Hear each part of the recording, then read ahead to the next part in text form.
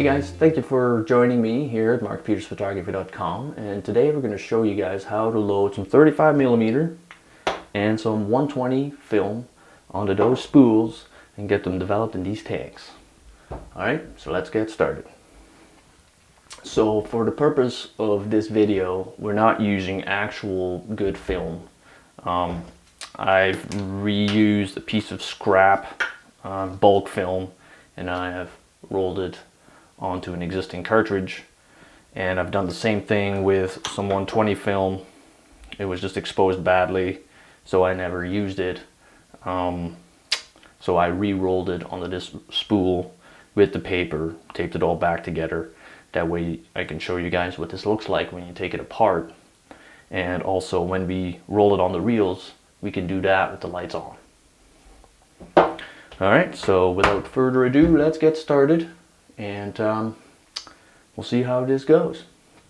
So the first thing we want to do here is just, take the film out of the cartridge. My film looks like this when I'm done with it, because I have a manual camera, so I can actually rewind the film when I'm done with it and leave the leader sticking out of the cartridge. This makes loading the film a lot easier because I don't have to take the cartridge apart in the dark and then pull the film out.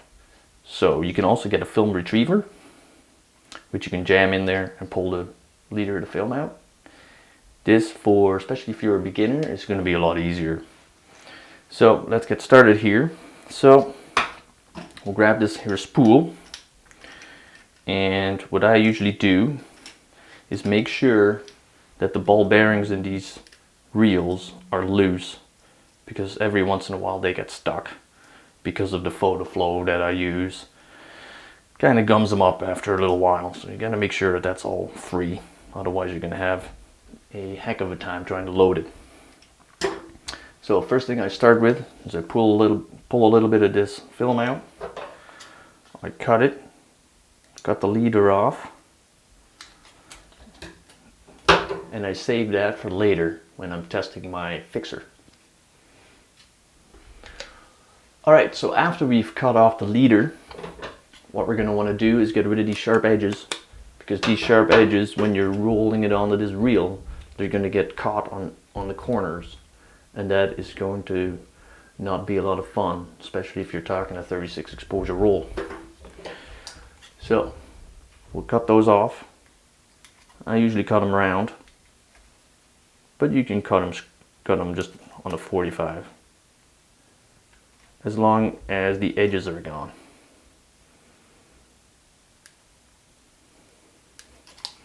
And you can do that in the light, as long as you can get the film out.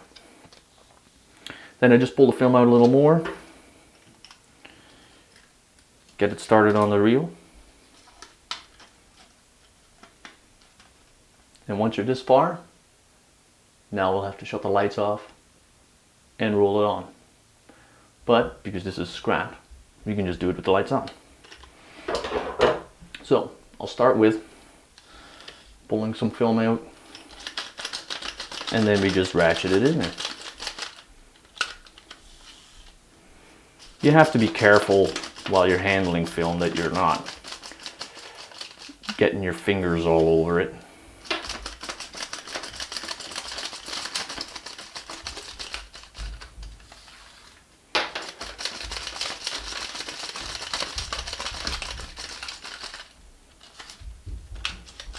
There we go.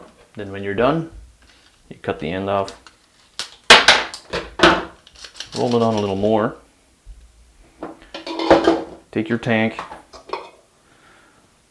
put the little pipe in there like so,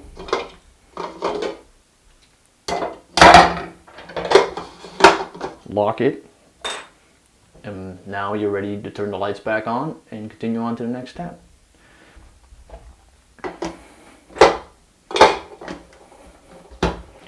But before we do that, we'll move on to the 120 film and show you how that is done.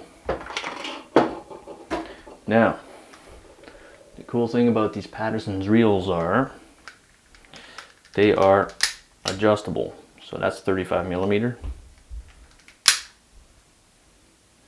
and that is 120. So let's have a look at what this looks like when we peel it apart. So we find the end. I've just used a little bit of tape to tape it all back up. Now this you will have to do all in the dark.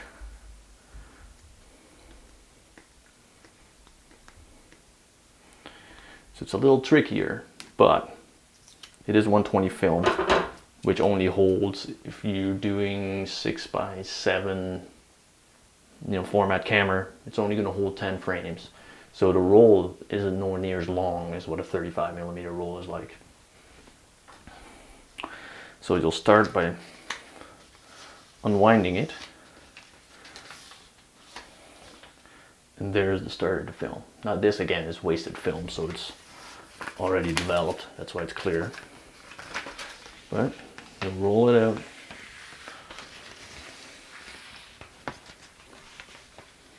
Carefully, not to get it, dirty and on the floor. By the time you get about to the end, you will find a piece of tape. So we'll have to peel that off,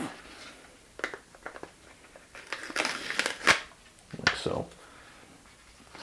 And then you're left with some scrap. Just throw that on the ground. And then again, get it started on the reel.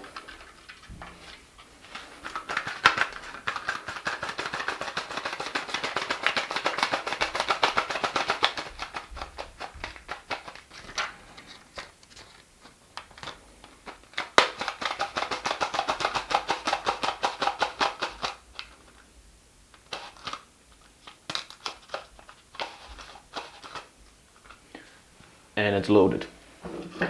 I haven't really found it necessary to cut the edges on a curve with a roll that's short, but it probably would make your life easier. Then we'll load that onto assemble the tank.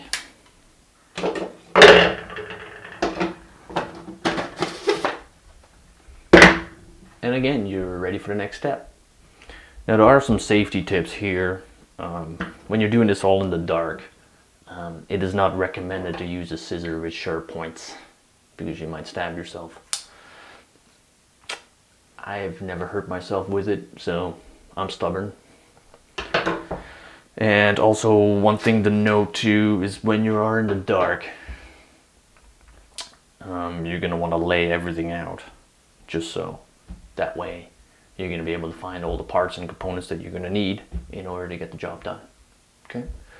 Now in the next part, we'll show you how to mix up some developer, and we'll develop some film, and then we'll show you how that's done.